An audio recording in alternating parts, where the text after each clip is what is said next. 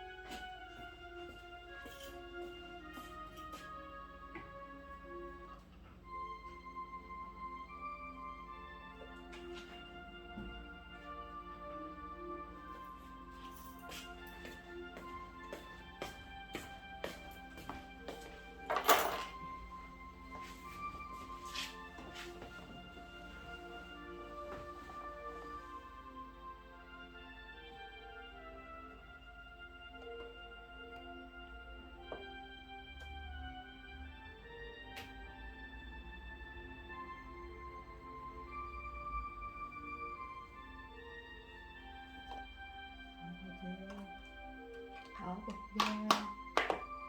아버지.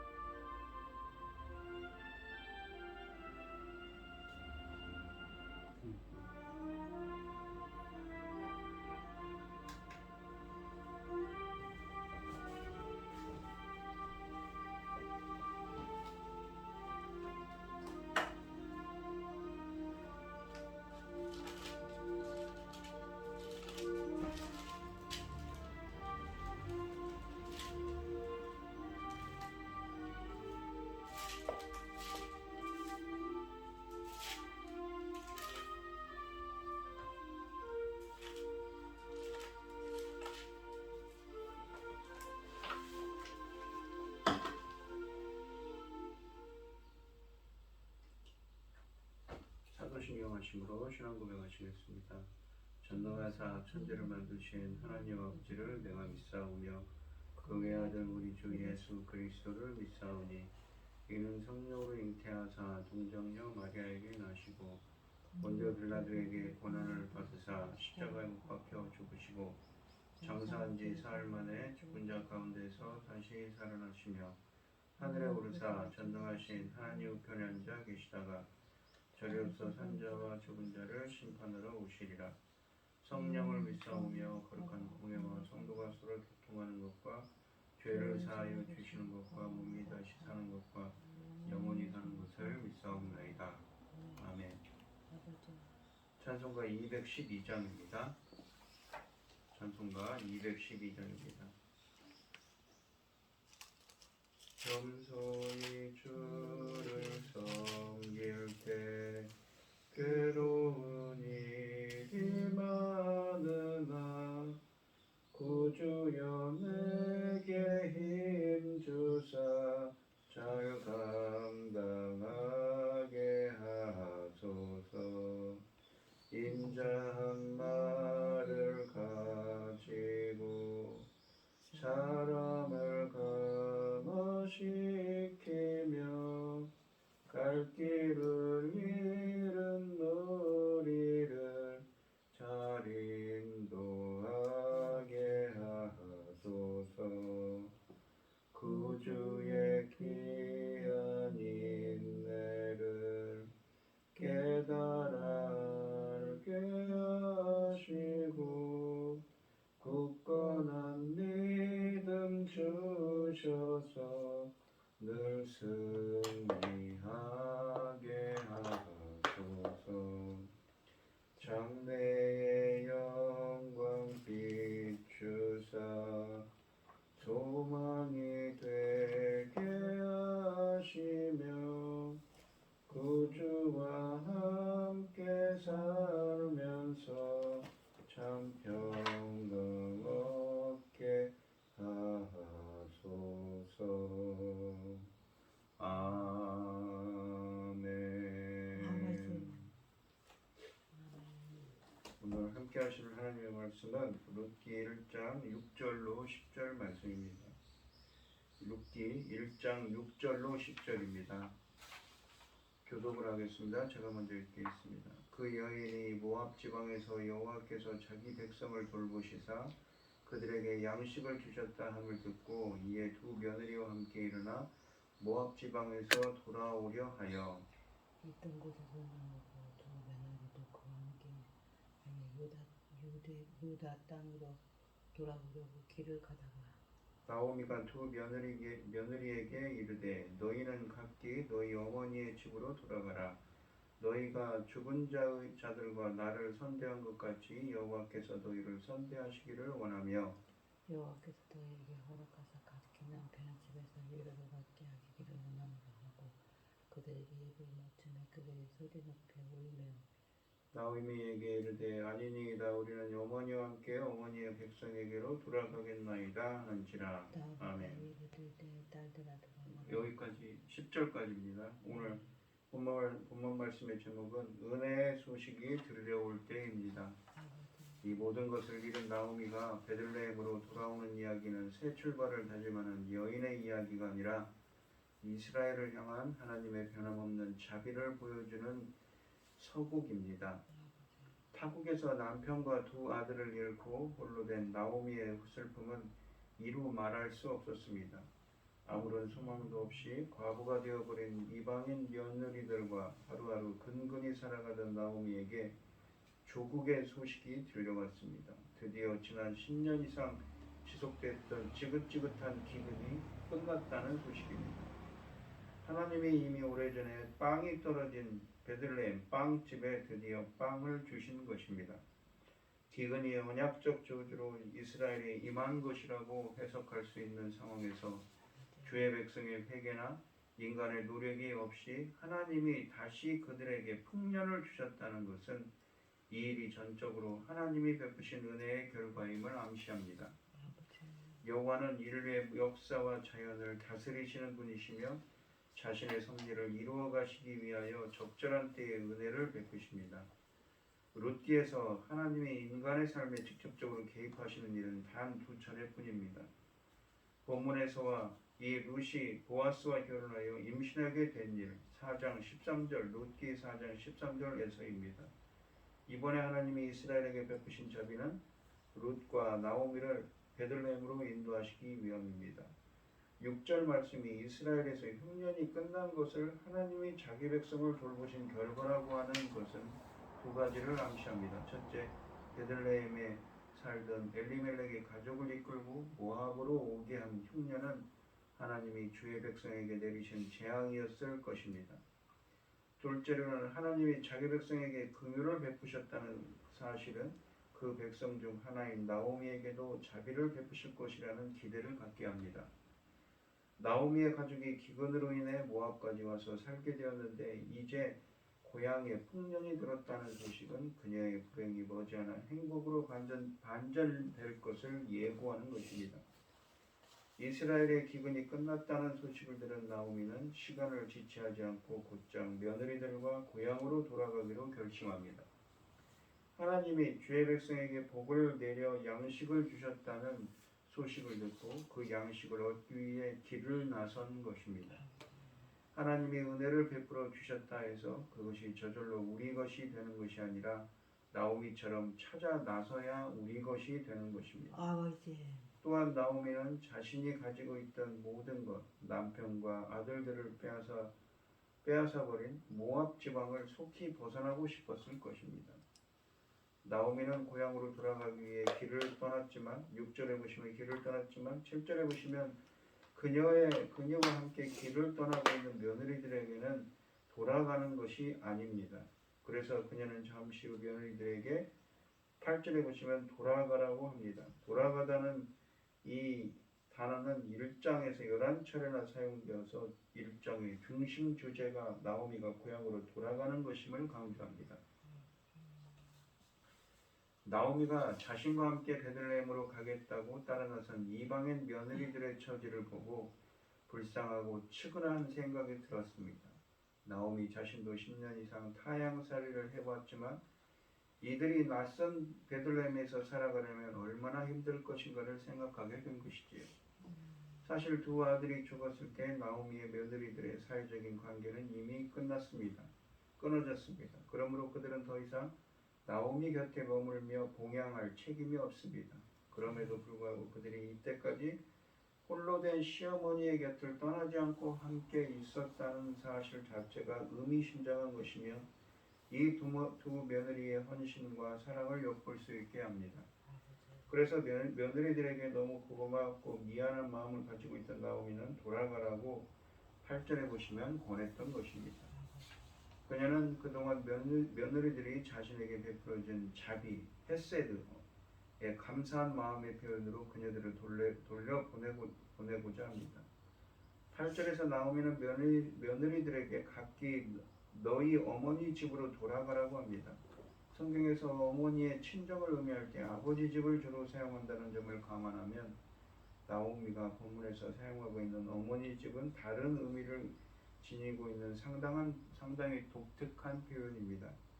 구약에서 어머니 집이라는 표현은 3번밖에 사용되지 않으며 2차례는 아가서에서 사용하는 남녀가 사적인 시간을 보낼 수 있는 어머니의 침실을 의미합니다.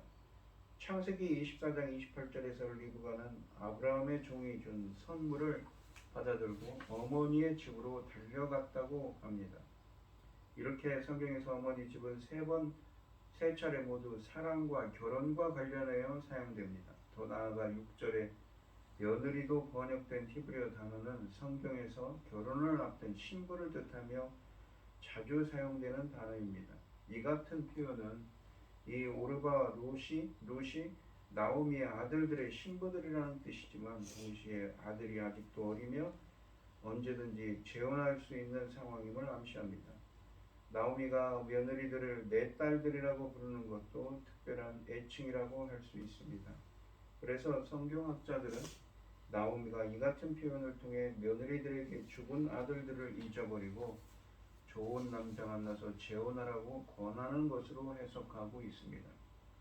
9절에서 나오미가 그들에게 새 남편을 만나 행복한 가정을 이루라고 복을 빌어주는 것을 보면 매우 설득력이 있는 해석입니다. 나오미가 고마운 마음으로 며느리에게 돌아가라고 하는 이유는 너희가 죽은 자들과 나를 선대했기 때문이라고 8절에 말합니다. 이 며느리들이 아무런 대가를 바라지 않고 홀로 된 시어머니와 죽은 남편들을 기념한 일은 높이 평가되어야 합니다. 나오미는 며느리들에게 각자 어머니 집으로 돌아가라며 두 가지 복을 빌어줍니다. 나오미가 며느리들에게 빌어준 것은 빌어준 첫 번째 복은 여호와께서 너희에게 선대하시기를, 인애를 베푸시기를, 헤세드를 베푸시기를 원한다입니다. 나오미는 이때까지 며느리들에게 지극정성으로 죽은 남편들과 시어머니인 자기를 친절하게 섬기고 대해해 준 것에 대해 고마움을 표하며 이 같은 복을 빌어 주었습니다. 그녀는 여호와의 영향력이 이스라엘 영토에 제한되어 있지 않고 다른 나라에도 임한다는 것을 전제합니다. 또한 이 같은 축복은 아무것도 가진 것이 없는 나오미가 다른 사람에게 줄 수 있는 최고의 선물입니다. 나오미는 이 복을 통하여 이 온 세상을 다스리시는 전능하신 여호와께서 큰 일에만 관심이 있으신 것이 아니라 자기 집안과 같이 볼품없는 작은 사람들의 일에도 관심이 있으시고 개입하신다는 것을 고백하고 있습니다.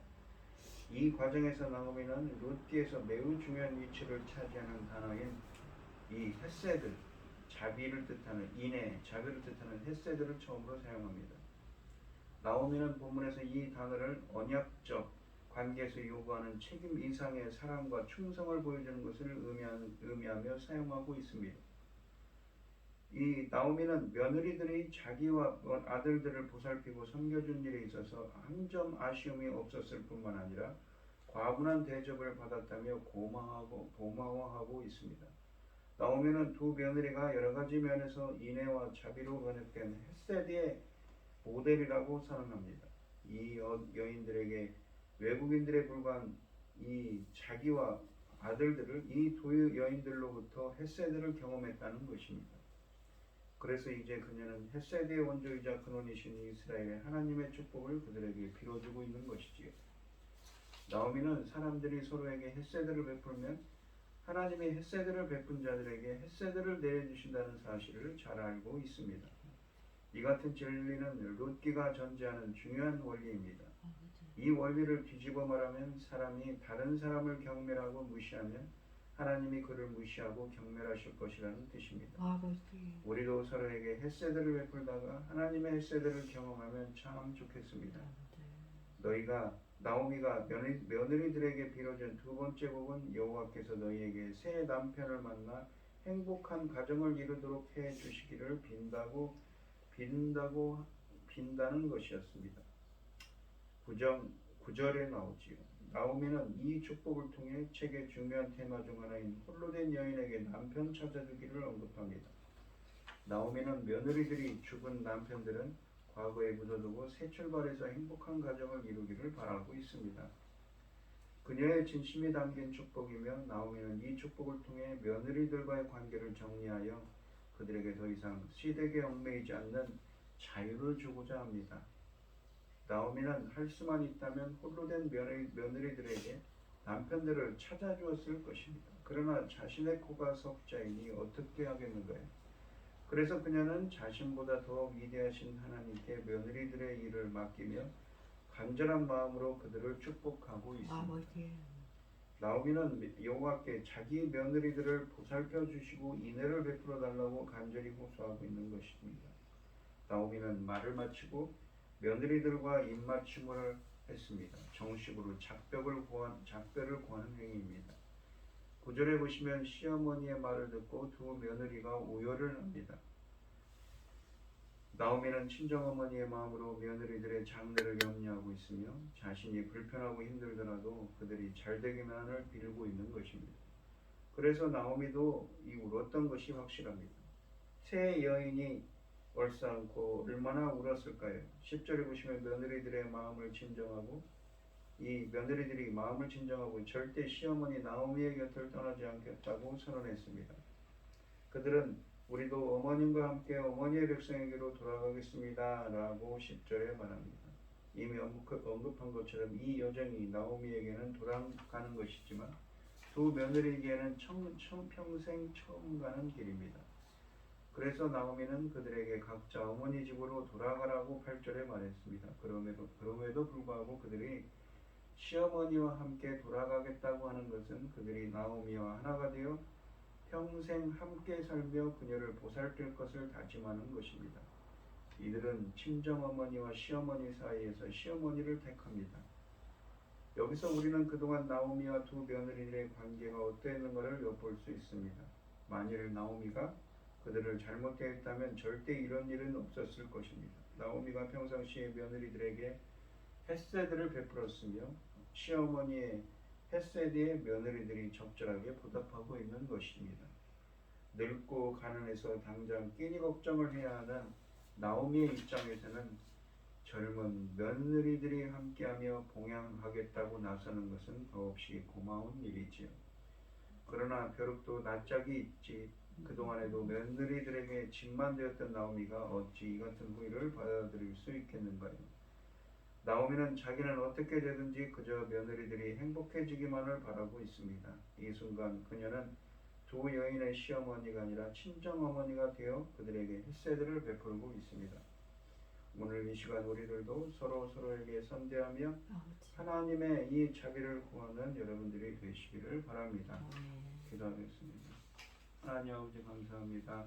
하나님께서는 서로에게 헤세드, 자비를 베푸는 자들에게 자비를 베푸신다고 성경에 말씀하십니다. 저희들도 이 오늘 본문 말씀처럼 헤세드, 주님의 말씀하신 그 언약에 기반한 신실한 사랑을 베푸는 서로에게 베푸는 저희들이 되게 하여 주시옵소서. 이 모든 말씀 거룩하신 예수님 이름으로 기도합니다. 아멘. 하늘에 계신 우리 아버지여, 이름이 거룩히 여김을 받으시오며 나라의 마옵시며 뜻이 하늘에서 이룬 것 같이 땅에서도 이루어지이다. 오늘날 우리에게 일용할 양식을 주옵시고 우리가 우리에게 죄 지은 자를 사하여 준 것 같이 우리 죄를 사하여 주옵시고 우리를 시험에 들게 하지 마옵시고 다만 악에서 구하옵소서. 대개 나라와 권세와 영광이 아버지께 영원히 있사옵나이다. 아멘.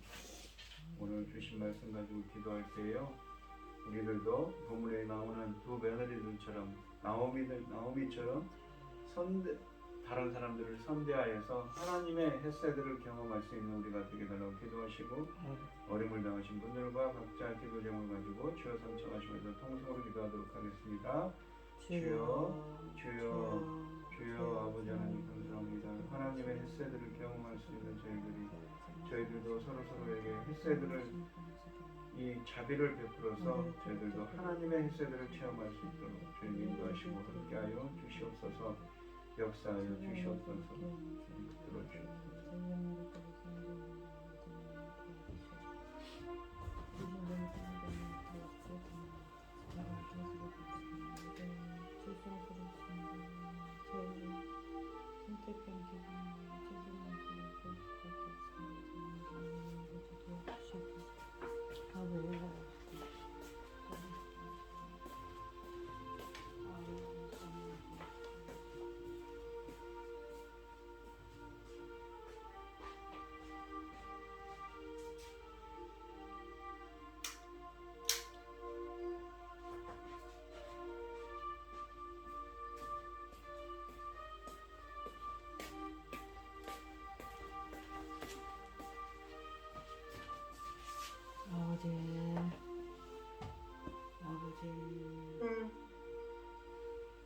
아버지 셋째의 고백에 내고요.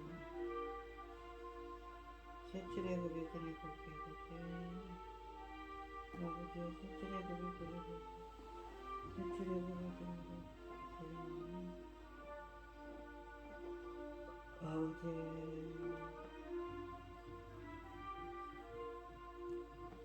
셋째의 고백에 내고요.